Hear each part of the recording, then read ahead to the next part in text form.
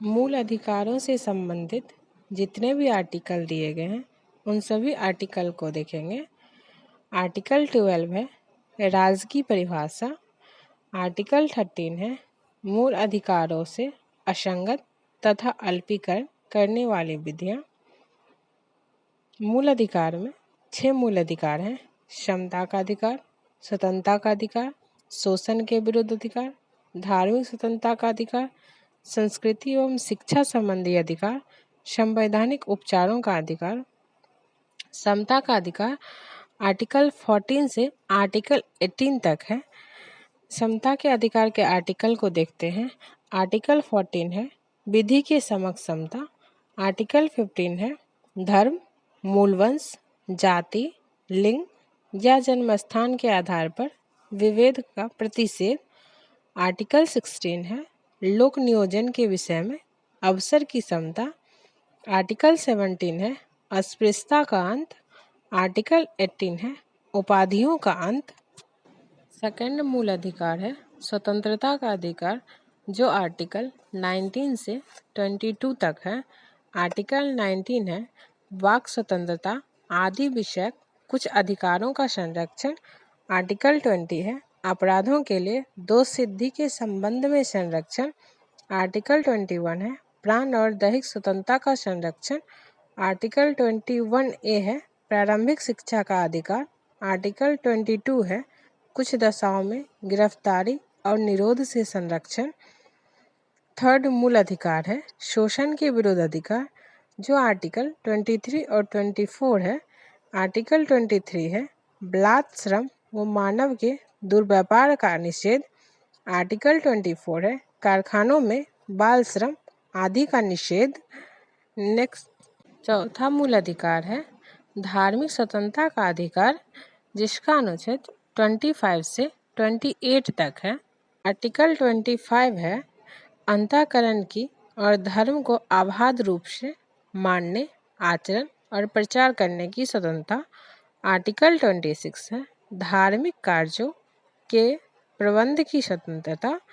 Article 26 है धार्मिक कार्यों के प्रबंध की स्वतंत्रता। आर्टिकल 27 है किसी धर्म विशेष की अभिवृद्धि के लिए करों के संदाय के बारे में स्वतंत्रता।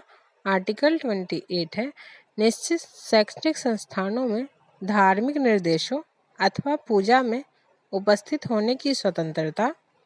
पांचवा मूल अधिकार है संस्कृति एवं शिक्षा संबंधी अधिकार, जो आर्टिकल 29 और 30 है। आर्टिकल 29 है अल्पसंख्यक वर्गों के हितों का संरक्षण।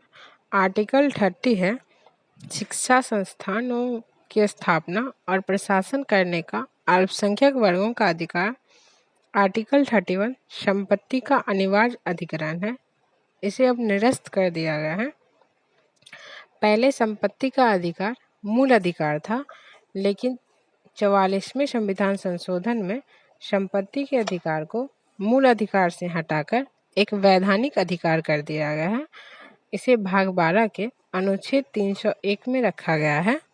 आर्टिकल 31A है संपदा आदि के अर्जन के लिए उपबंध करने वाली विधियों की व्यावृत्ति, saving of law.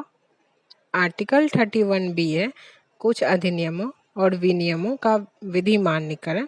Article 31C है कुछ निर्देशक तत्वों को प्रभावी करने वाली विधियों की व्यावृत्तियाँ। आर्टिकल 31D है जिसे अब निरस्त कर दिया गया है राष्ट्र विरोधी गतिविधियों के संबंध में कानूनों का बचाव।